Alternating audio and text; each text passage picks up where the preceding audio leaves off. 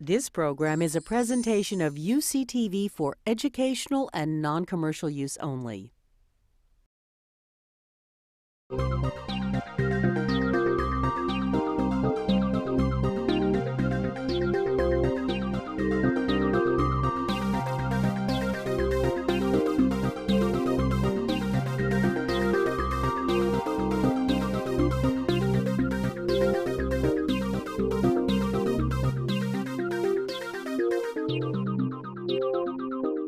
Welcome to A Conversation with History. I'm Harry Kreisler of the Institute of International Studies. Our guest today is T.V. Paul, who is the James McGill Professor of International Relations in the Department of Political Science at McGill University, Montreal, Canada. He's the author or editor of 12 books, including The Tradition of Non-Use of Nuclear Weapons and the India-Pakistan conflict. Welcome, TV. Thank you for having me here. Where were you born and raised? I was born in a state called Kerala, which is the southernmost part of India. If you look at the map of India, it's the tip of India, facing the Arabian Sea. Small town near Kottayam, which is also very well known for its literary achievements, a lot of press there, and very impressive place in terms of its natural beauty. And looking back, how do you think your parents shaped your thinking about the world? My father didn't have much education, but had a great admiration for history, and he would read textbooks of British history, British Indian history, and would talk to us as kids about the good things the British have done. Unfortunately, he was a little on the bias toward in favor of the British. But that really instilled a lot of thinking in me at that time. And so I would read newspapers, listen to various radio stations, and through over the years, acquired a real interest in international affairs. When I was growing up, there's also Vietnam War was going on, and also some conflict in the India-Pakistan side. So conflict was very much in the news. Mm-hmm. And that sort of attracted my attention, why these things are happening, and I wanted to know. And where were you educated, and did you pick up these themes in your education, both in secondary school and then college? Secondary school was very basic education, as in India, as everywhere. History is only one subject, political science not really taught, civics, yes, a little bit. But in college, I took courses in politics and economics and history, and bachelor's was in political science, but master's, did one master's in Kerala also, a college called Maharaja's College, which affiliated to the Kerala University in the city of Cochin, which is again in southern state of Kerala. And then my great advancement in terms of interest occurred when I moved to New Delhi, where I was also working as a part-time journalist with the Press Trust of India, working as a foreign news editor, sub-editor sort of thing. And then studying at the Jawaharlal Nehru University, India's premier institution to study international studies, where I studied disarmament, arms control, international politics, those sort of, and did an MPhil there. Mm-hmm. And then from there, I moved on to Australia, University of Queensland for a year. But I didn't continue there. In between, I got admitted to UCLA here in California, and did my PhD under a well-known political scientist called Richard Rosecrans, who is now at Harvard. He was a great teacher in terms of pushing me to think big picture IR rather than focusing purely on regions. Mm-hmm. And I'd be curious, because you said you were a journalist. As you were getting this education, and we'll get you to UCLA in a minute, was there an interplay between what you were studying in terms of history and political science on the one hand, and then also editing material on current events? Very much so. I was often in charge of distributing the international news to the whole of Indian media through this network they had. So I would pick the news, which one goes, which one doesn't go, which one I would cut. They sort of, because they only can publicize only so much. There's a kind of a centralized distribution network. Beyond that, what struck me was the need for more in-depth understanding of international relations. And as a journalist working with the news agency, I wasn't quite satisfied that I couldn't say things in a news clip or whatever, you know. So I started taking classes and realized that my true call is a sort of academic, but write in such a way that it will at least appeal to a slightly broader audience than pure theoretical people. But I was very impressed with the need to understand international relations theory and apply that into policy relevant issues. Now, what at UCLA, working under Rosecrans, what did you do your dissertation on? I worked on a topic called Asymmetric Conflicts, War Initiation by Weaker Powers. I looked at different wars, and one of the things that struck me was the relative little attention given to the fact that many wars in history are started by weaker powers, relatively weaker powers. So even in the India-Pakistan conflict, out of the 4 wars, 3 of them were initiated by the weaker side, relatively weaker side, that's Pakistan. And so my puzzle was, why is it so, and why is this literature doesn't give much allowance to that? Dominant literature says if you're strong, the other guy won't start a war.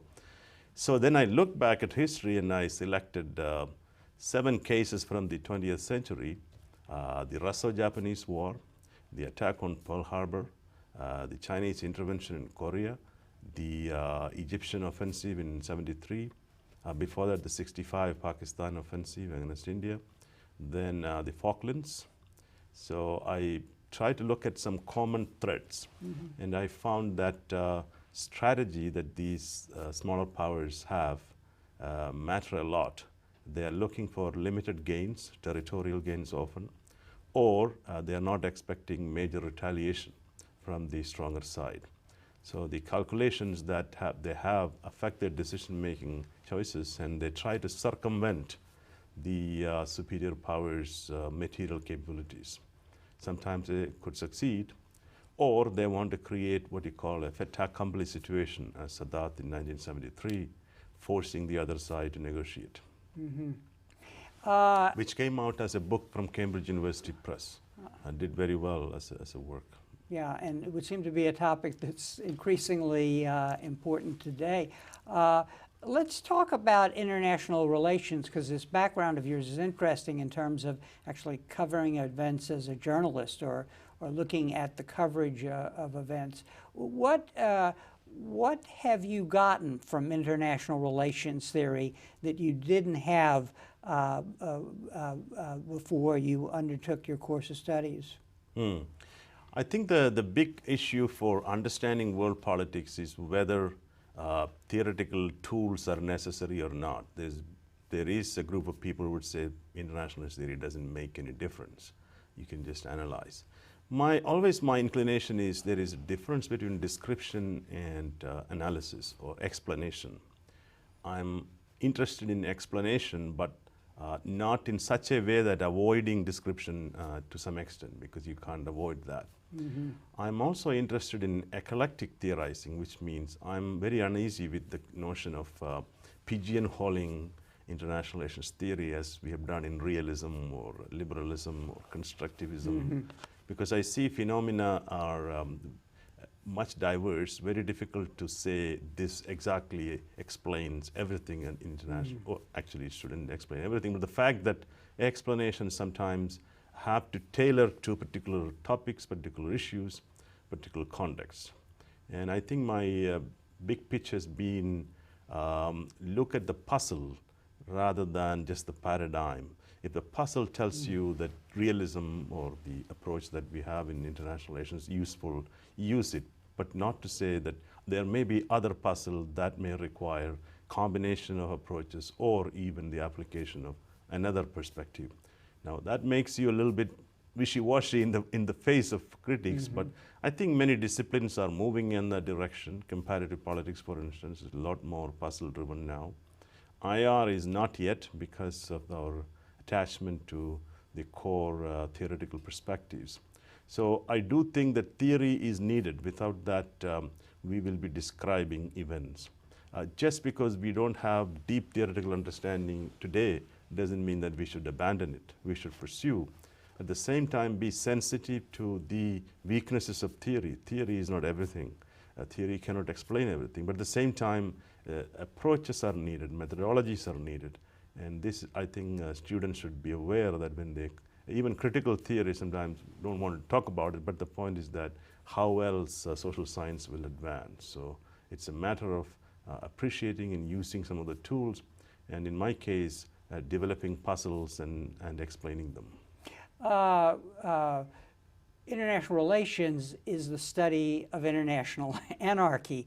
What are the qualities that students should bring to the table or develop in order to study, especially if you're studying the international system, the there that doesn't seem to be there? Or is there a particular approach to thinking other than the ability to deal with complexity, which you just described? I think students should be open-minded. Many a times, even we try to impose on students certain perspectives, and they try to bias or try to follow our lead. I think that's a mistake. They should have the freedom to choose their topic or particular perspectives. They should also be willing to listen to the opposite points of view, because often we don't do that properly. So if you want to do good IR, you have to really pay attention to what the other side is saying. You don't have to agree, but make sure when you disagree properly, taking up the arguments rather than the individuals or whatever ideology or whatever. I'm also uneasy with ideological IR. My uneasiness is that it's sort of conclusions are already drawn before even the analysis starts. I have no problem people taking ideological points of view, but the point is that then do a proper analysis and either prove or disprove. And one should be humble enough to say my hypothesis does not work. Just a case of a Marxist analysis. Yes, I'm a Marxist, but in this particular analysis, afterwards, I realize just doesn't make sense. How many Marxists do that? I mean, this applies to many other perspectives. This is one issue that I been always puzzled. I mean, if you are a social scientist, you use the word social science. Science is never 100% correct. No, everything is testable and then disprovable. So in that sense, we have to be a little bit more open to counter viewpoints. Sometimes it's difficult, but students especially have to be encouraged to think critically, even if their belief system, they come with a need not agree with this particular point of view that they are studying. When you say ideological, you mean the theory becomes ideological, or do you mean, are you also suggesting that the theory might be related to the national interests of a particular country where the theorists abide? Both are there. One is theory becoming dogma. In other words, you cannot question the theory, or the argument behind that perspective. The other is my country is always right, sort of thing. So theories are used to explain particular behavior, but at the same time, rarely critical analysis comes out because national interest or we have a higher purpose, the other guy doesn't get it, that sort of thing. I mean, in today's world, that especially is very important, like rise of China. And it would be very interesting to see how Chinese scholars look at IR. In fact, they are looking very closely. And is that going to be purely kind of a nationalistic understanding of China's rise? What does China want? What is the order that China is going to create? So how much criticism they can put forward. As in the United States history, we have different theories and arguments, liberals versus conservatives, libertarians, and different groups trying to question the existing paradigms. How much that is possible in the Chinese context? And if that is not possible, what does that tell for the 21st century, or when China will be the hegemonic power?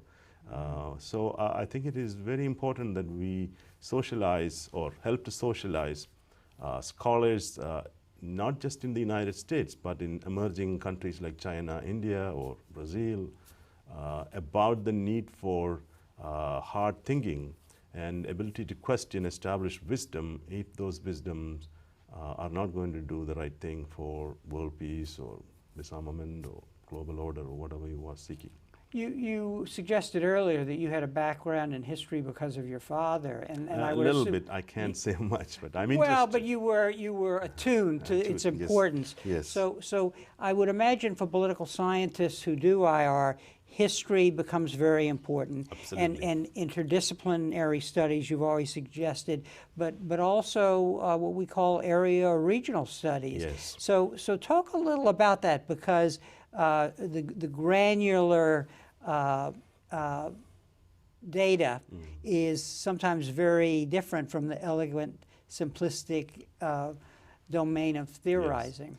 History is our real data source for most of the kind of thing, especially for my work. I mentioned my dissertation, which essentially I was reading historical books and trying to make sense of is there a causal pattern out there, a mechanism that I can outline. Every work I have done has got all the things you're mentioning, history, regional focus. Given my South Asia focus, I have also tried to apply these theories, drawing from South Asian examples as well as applying that to South Asian context.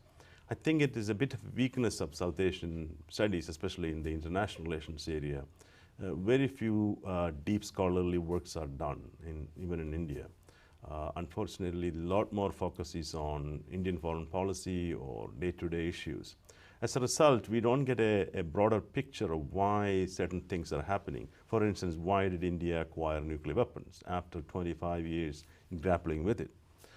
So we need to understand what conditions emerged, what conditions changed, and can we then understand this as a pattern, a process, and what are the consequences?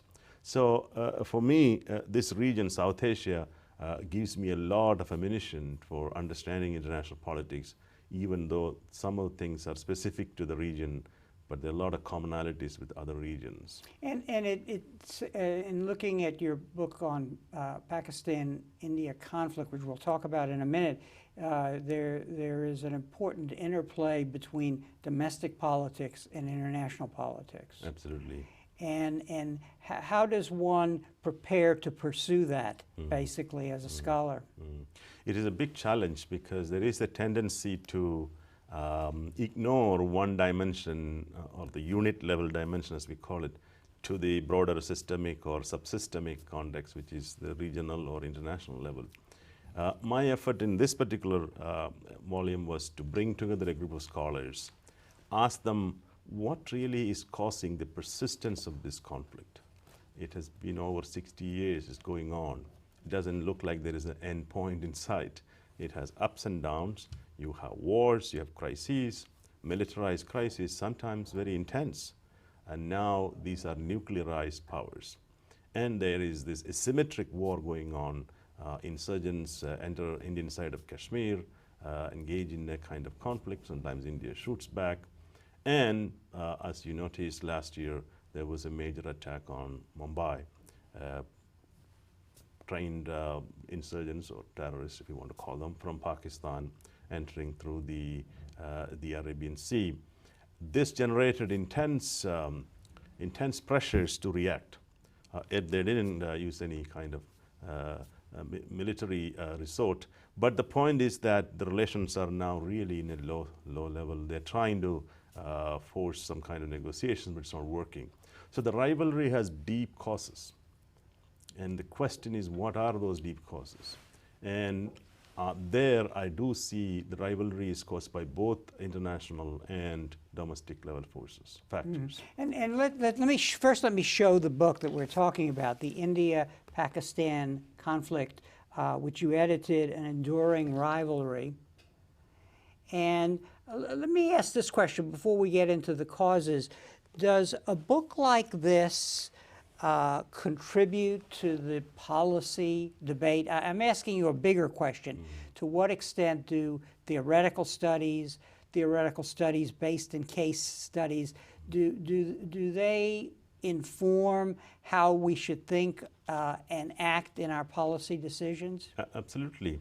This literature on enduring rivalries offer offers a set of conditions that generate rivalry, for instance. Most rivalries are not enduring. They end after a period of time. But if certain conditions emerge, you can get this sort of long-lasting conflict dynamics. So what are those conditions? And it is important to realize that those conditions have to change. Some are beyond the control of the state, others are within the control of the political elite.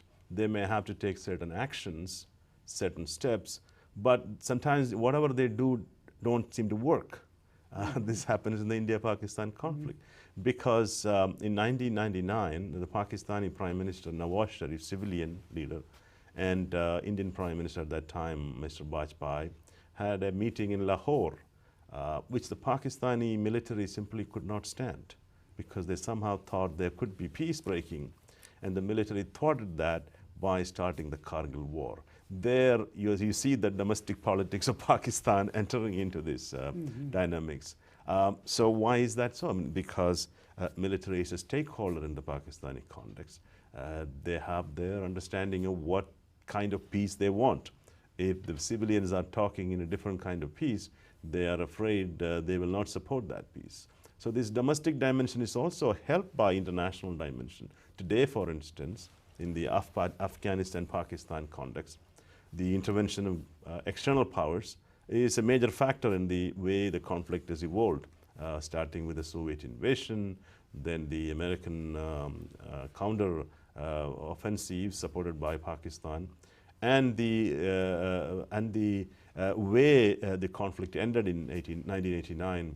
Since then, we all know the rise of the Taliban. But this process is both internal and external. There's that interaction going on. And so actors have to realize that some of the things they do may be causing this conflict. They should be prepared for ending that. For instance, after '89, the US should have paid more attention to that area. Just left and giving it to the Pakistani ISI, as we call this Taliban control, and allowing the victory of Taliban later on. Today, we are going to witness somewhat similar situation. So the question is, what can we do? And then the other big picture is, what sort of institutions have to be created? South Asia is institution deficient. They don't have many institutions like Southeast Asia. Economic interdependence is limited. Democracy is also pretty limited. So these are three core things that are needed for what you call the liberal peace or the Kantian peace. And so there, the leaders have to take certain steps. So a book like this would urge them to think of ways to achieve peace, even when certain structural conditions don't allow that. But those conditions sometimes can be overcome by concrete choices the leaders make. And to talk briefly about the causes, what these essays in this book suggest is that the conflict is embedded in history. It's embedded in the political identity, especially of Pakistan, but of both parties.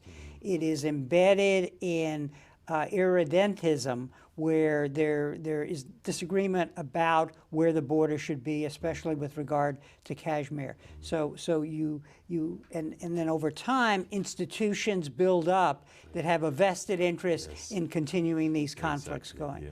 Now, you've already suggested and reminded us of the recent history where the big players, the Soviet Union, toward the end of the Cold War, in the United States, were playing a game that essentially used these conflicts, one would have to say. I would say that these countries' leaders also use the conflict for their advantage. Right, so right. It's a So there's an interplay at the local level, and at the international level. Right.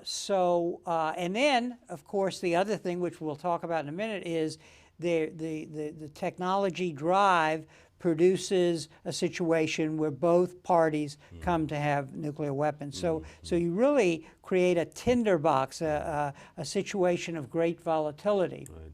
I just edited another volume Stanford University Press is going to publish. It's called South Asia's Weak States, understanding the enduring conflict in the region, why this region has so much conflict. There I am suggesting that two critical variables. One is you have the presence of weak states. but you also have the presence of weak norms of cooperation. Now, these may be caused by other factors. One of the things there I identify, countries like Pakistan, for instance, are weak, but at the same time in a lopsided way. They have the coercive power to use force against themselves, their domestic opposition as well as outside. So as long as this lopsided power they have, coercive power they have, they're not going to fall apart. Mm-hmm. But they will continue engaging in a conflict dynamics. And now we have the nuclear factor, which brings in a bigger dimension in terms of deterrence, in terms of stability, mutual understanding of the limits and possibilities of the nuclear weapons. So those are some of the things I talk, or the chapters talk in this book and the forthcoming book. Yeah.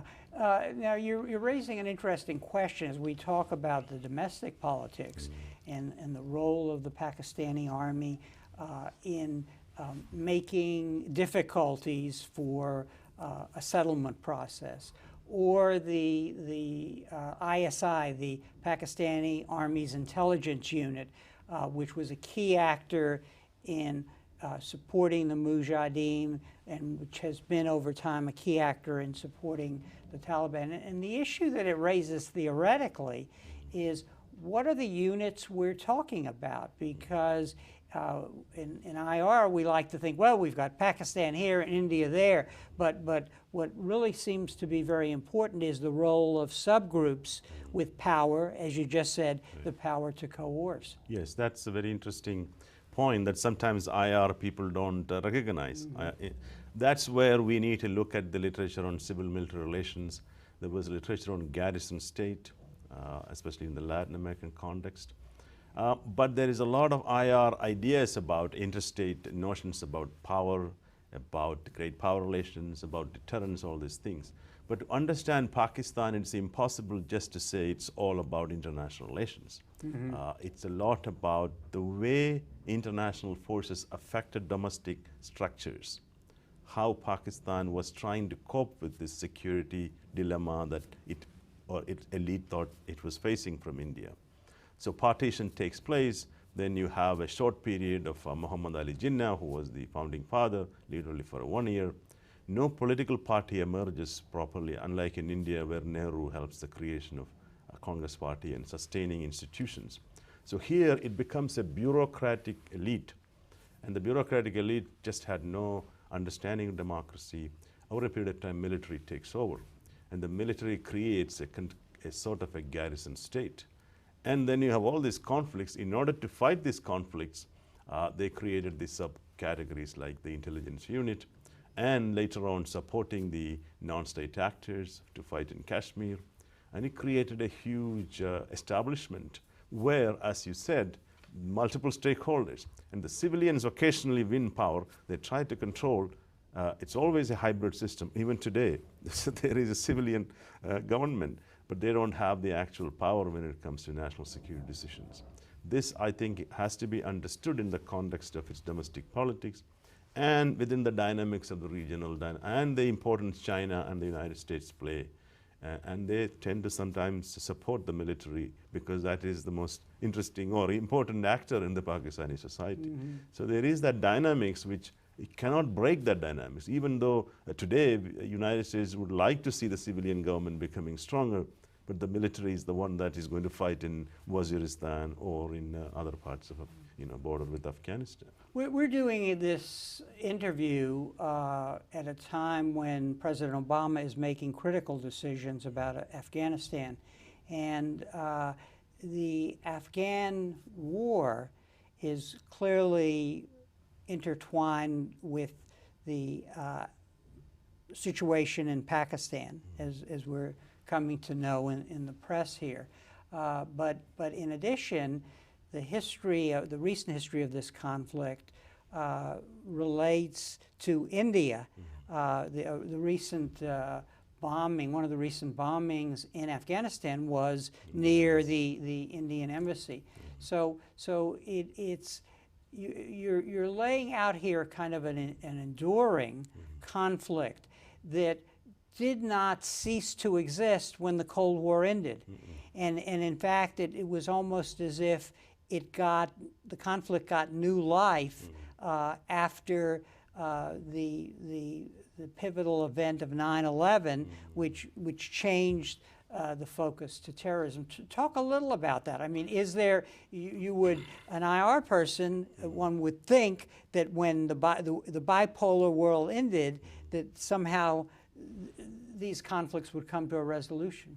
Yeah, that is the very interesting part, because the Cold War was affecting the region, but it was not determining the regional conflict. There's already conflict going on. And these two actors have their own strengths. They are not just any banana republics, as we want to call them. There's deeper reasons here, which most people ignore the historical reasons. The British Empire, as you know, had a strategy of keeping Afghanistan as a kind of a buffer. Under its hegemony, they fought a couple of wars, failed all the time. And that way, not letting the Russian Empire to penetrate to the Indian Ocean, Arabian Sea area, which they're looking for warm water.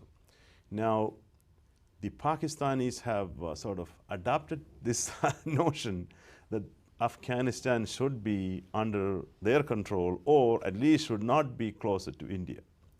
India views that Afghanistan and Central Asia as part of its own periphery. It's culturally and historically, several invasions came from that part of the world. The Mughal Empire, was coming from Central Asia. The 1,000-year-old Islamic invasions of India. And so India views that its own Central Asia is part of its periphery too. But Pakistan also views this, that it should not allow Afghanistan to fall into any kind of government that would be sympathetic to India. And Afghanistan, other than the Taliban or groups like that, are quite sympathetic to India, because they are also having a conflict with Pakistan over the Pashtun areas, and also the question of the Durand line, which is the British imposed. So there is that interaction going on. India today provides quite a bit of economic assistance, billions of dollars actually, roads are constructed. But the Pakistanis believe that India has a larger agenda, and I don't know the truth, but clearly it is not as militarily oriented as, because the US doesn't allow that either. But the Afghanis themselves, Karzai likes India because some of their elite studied in India. They have a deep connection. Because if tomorrow US leaves, for these folks, it's India that their only hope they have, and Russia to some extent. So the problem is an understanding by both India and Pakistan that Afghanistan should be an independent country. It should make its own choices. Of course, it should be somewhat neutral in sense. But to expect a kind of hegemony over Afghanistan, this comes out of the British era thinking. And I have been talking about it over the years, that Pakistan has to change. If it wants a good relationship with Afghanistan, it has to think of ways to let Afghanistan also survive and emerge and prosper as a nation state, which is not easy given the Pashtun divisions and the, what you call, the redundism going on that level also. There's an irony here. When Richard Holbrooke was appointed to be the special envoy, I think his original title was Special Envoy to Afghanistan, Pakistan, and India. And then the Indians asked that latter part, that is a special envoy to India, be removed. Yes. So it's as if there's a real resistance to seeing the big picture, which you have to see to solve the problem, as you've explained. But they do not want, at least Indians don't want external powers to dictate or tell them how to solve the Kashmir problem, which they always find very hard to accept. This also shows a self-image that India has about as a rising power, as a rising great power, that its problem with Pakistan should be dealt bilaterally. They don't want China to get involved, because China also is a stakeholder in the Kashmir conflict. And they have some lingering doubts about the US policies. In the past, the US sided with Pakistan sometimes. Under the Clinton administration, after the Kargil conflict, it became somewhat pro-India, because the Clinton administration thought the Pakistanis were adventurous in the nuclear context. And then under Bush, they kept a kind of equidistance on Kashmir, But Bush was a big promoter of India, as you know, the India-US nuclear deal. And Bush is well respected in India. So is the current president. But the point is that Bush was the first one to treat India differently than other US presidents. So that clearly shows that the American policy could change. And there was some trepidation about the Obama administration's initial approach to Pakistan and Kashmir. And as a result, this was forced in, the administration took it away. In a way, it is good, I think, because you don't want to mess up with this Afghan conflict with Kashmir, and it's going to be very difficult to solve all of them at the same time, even though ideally it is what we need. This is a good point to segue into the other book I want to discuss with you. Your book published by Stanford, The Tradition of Non-Use of Nuclear Weapons. And the problem before you was, how is it that after Hiroshima and Nagasaki, nuclear weapons have not been used? And what was your finding? This was a long-standing project that I have been working. Even from my graduate days, I attended a talk by Thomas Schelling at UCLA, and I thought, oh, nobody has written a book on this, why nuclear weapons haven't been used since Hiroshima and Nagasaki. There are two theories, or dominant theories out there. One is the notion of deterrence, mutual deterrence, that the US-Soviet Cold War relationship was mutual deterrent, neither could use it against each other. The question that here I address is, why haven't the nuclear states used it against non-nuclear states? For instance, in Korea, in Vietnam, where the nuclear powers, Korea was a stalemate but did not win. Vietnam also the same thing. And there were considerable thought in especially in the US administration, both Truman and Eisenhower, and later on in even Nixon periods, about the possibility of using nuclear weapons against the Chinese and the Vietnamese and all that. So why hasn't that been used? And the prevailing wisdom is that maybe it was because it just wouldn't provide the benefits that we're looking at. And I went and looked at the archival materials, and I found some other pattern is also working much more powerfully, which is what I call reputation and image. United States used this weapon against Japan, and it was a very powerful event in human history. It created considerable questions about the ethics and morality, etc. So there was a 2-3 year period where you have great effort to create a nuclear-free world. The effort to create, there was a Baruch plan, and the plan was that both the Soviets and the United States would give it up under international control, at the same time creating civilian energy. But that didn't last, as 1949, the Soviets tested. And then the Korean War started, a major theater where nuclear use was contemplated, but did not happen. And then the Pacific Test in the 50s, the big hydrogen bomb, etc. From there onwards, a sort of a tradition or a normative prohibition against nuclear weapon use emerged. Of course, there are ups and downs. And then you have the 60s, the test ban treaty, Cuban Missile Crisis also forced people to think about the difficulties to use nuclear weapons. You have the NPT, or the Non-Proliferation Treaty, which implicitly created this notion of you cannot use it against non-nuclear states. And so it was a process evolving, but some people call this some kind of a taboo against the use of nuclear weapons. I like to call it a sort of slightly lower level, because nuclear states have plans to use them under certain conditions. A taboo, you don't even consider that particular option. So this tradition has emerged, and it has tremendous ramifications for non-proliferation, how developing countries or non-nuclear states look at the nuclear weapon states. And I have also the approaches of other states like China, Russia, India, Pakistan, and Israel, whether they were influenced. And my finding is that they were influenced in a limited way. Finally, I was writing then the Bush administration was thinking of changing the strategy and developing mini nukes and things like that. And that is what prompted me to argue that this tradition is in the interest of the United States. It is not a wise thing to break it for limited purposes or even to prevent a country from getting nuclear weapons, because breaking may have long-lasting consequences. That would mean other countries may want to get nuclear weapons to prevent them being used.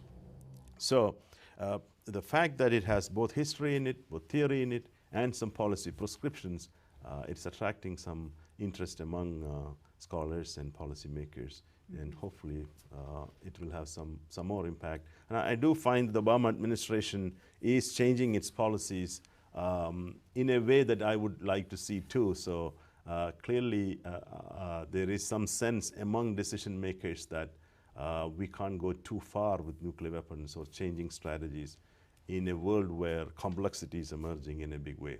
Mm-hmm. Now, there seem, when you think about using nuclear weapons, there are really two purposes. One is to deter the adversary. And it would seem that the constraints that you've identified, the normative constraints, may not apply to your old focus, namely weaker states. That is, states that are emerging, and let's focus on Iran, basically, that it would seem that it works the opposite way, that to acquire a nuclear weapon would enhance their reputation, basically. Not to say that they would use it. Talk a little about that, because it would seem that the strategies of the big powers, whether it's democratization, whether it's intervention,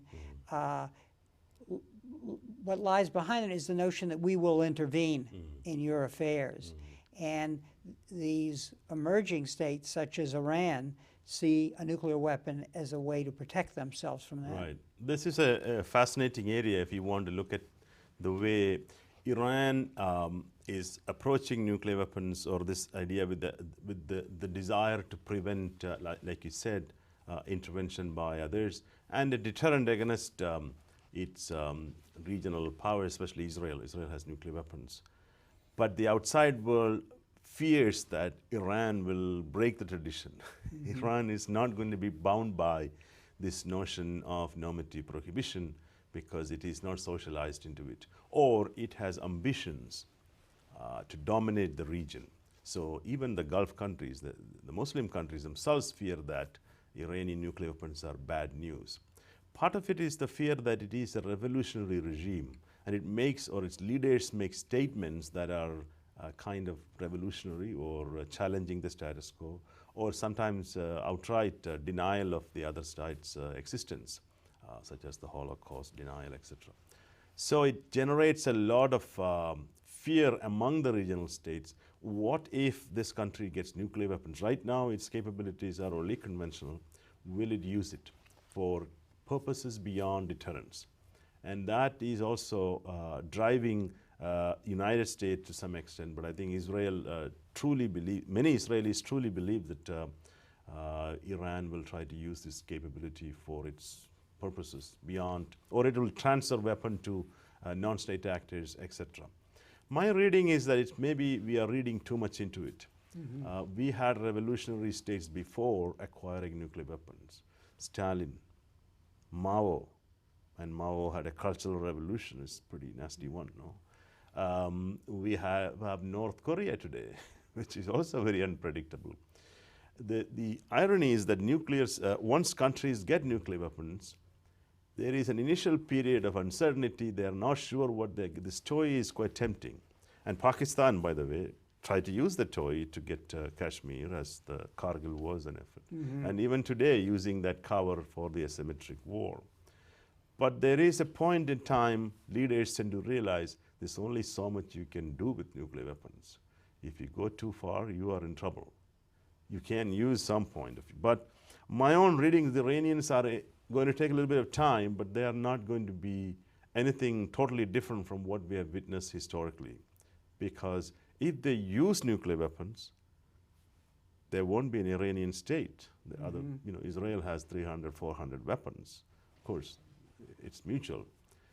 But the only nasty thing I can think of is they are giving this capability to non-state actors. Even that, looking at the Iranian behavior, what have they really done so badly? I mean, it's not clear they are going to be the big challengers, they will make noises.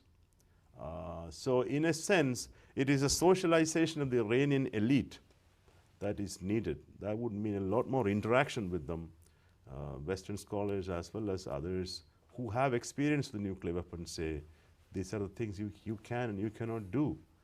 And that process needs a little bit more arms control regime can be created. I think we are missing that opportunity by using coercive approach towards Iran or vice versa. But so there is a period that is crucial here. Now, as you say, there were many revolutionary states that have acquired nuclear weapons. What about this? Namely, that the tradition of non-use is a set of secular values, we could say, and that do you worry at all about religious regimes, you know, in which the apocalypse or bringing a new world into existence based on religious texts, does that in any way affect your thinking about who acquires nuclear ability on the one hand, and on the other hand, does it require additional constraints? Or is the religious ideology just another ideology, and once people have state power and have nuclear weapons, they move to this non-use set of norms? This is one issue I discussed with, and I came to the conclusion that most states, almost all states, are not going to be users of this thing, even if they are run by religious-driven forces. But the greatest fear I have expressed that is the non-state actors or cataclysmic non-state actors. In today's world, you have the Al-Qaeda probably is the closest. The Japanese group was also there, but they, I think, are not that effective anymore. Even Al-Qaeda, there are these people argue that their goal also is domination of the world rather than destruction in a way that they won't be able to dominate. So where are they going to use it? If they use nuclear weapons against other Muslim countries, what sort of sympathy they're going to get among these countries? If they use against non-Muslim countries, then reaction could be pretty bad too. So, but there is great uncertainty what they can do with nuclear materials, the dirty bomb, for instance. The big challenge is going to be rogue scientists, or as in the case of Pakistan, you have a couple of scientists trying to give... A.Q. Khan. A.Q. Khan included. But more than A.Q. Khan, there's few people who were supporting the Al-Qaeda, giving them blueprints, etc. Actually, the U.S., when it invaded Afghanistan, discovered some of these blueprints from caves. And that is very risky. In order to prevent, we really need to get a hold on what Pakistan, who controls the Pakistani weapons as well as facilities, and whether if something happens to the central leadership of Pakistan, will these things go into the hands of the non-state actors. Beyond that, I don't see regimes, countries themselves doing it. Countries are easy targets. They're sitting ducks.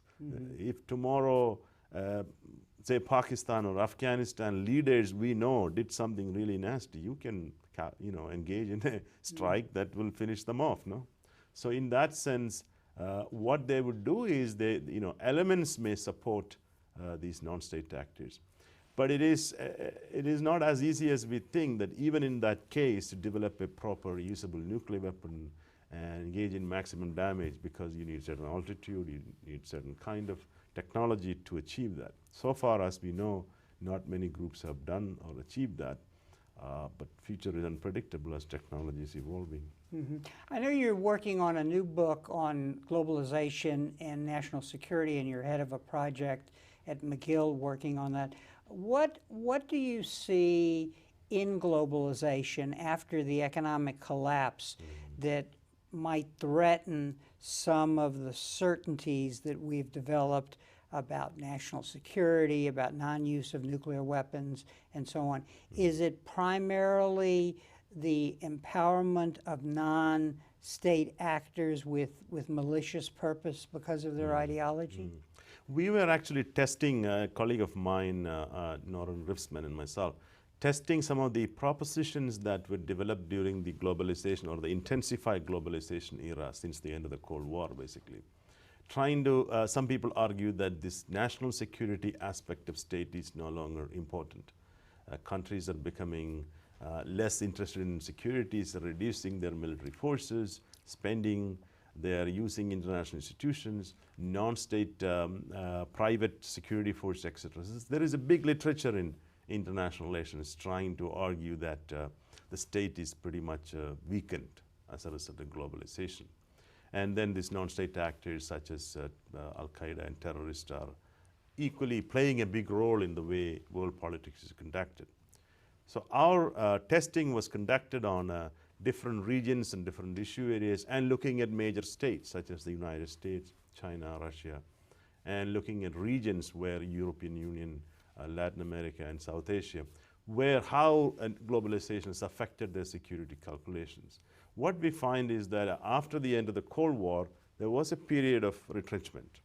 Countries reduced military spending, but it went up further slowly now. After 9/11, it has gone to a bigger, especially for the United States.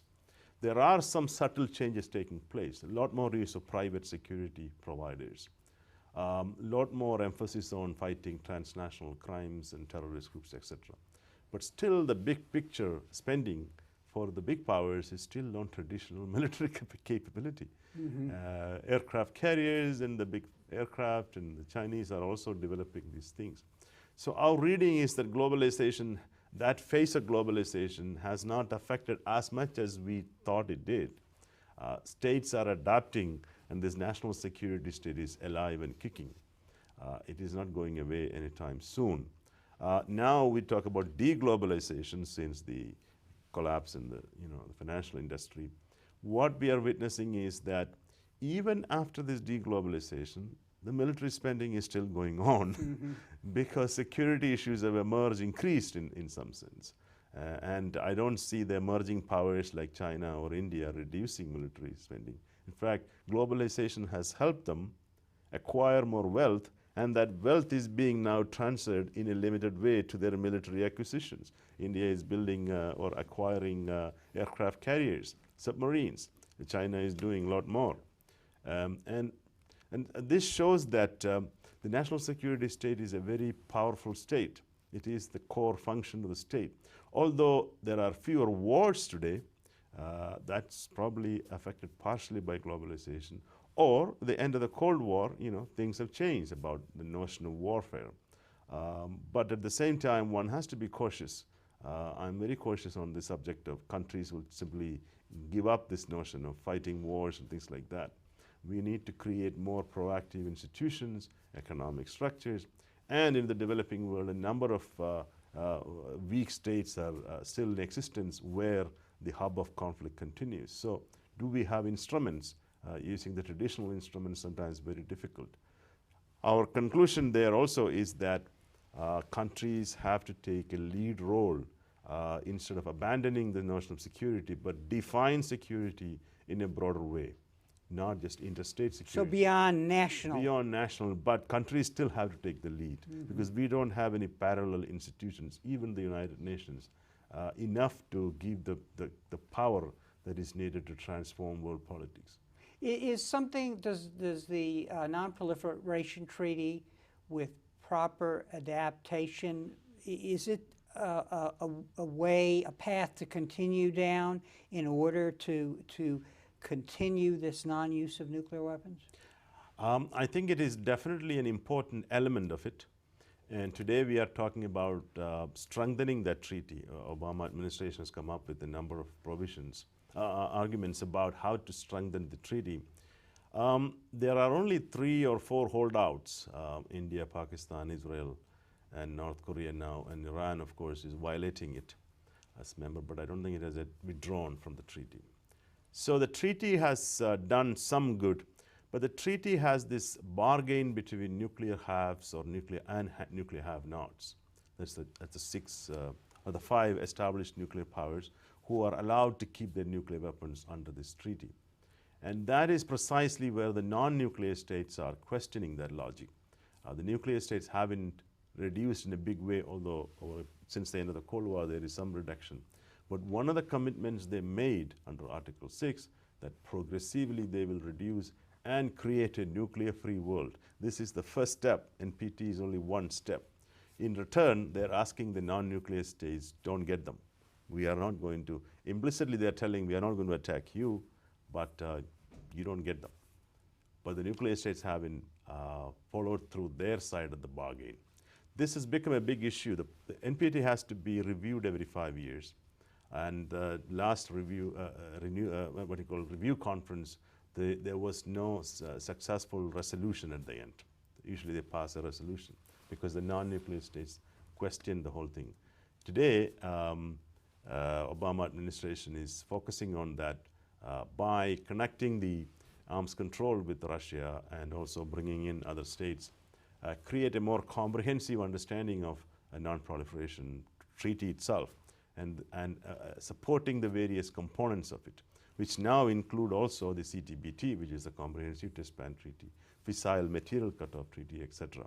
Otherwise, the legitimacy of the claim that the nuclear states make often are difficult to understand.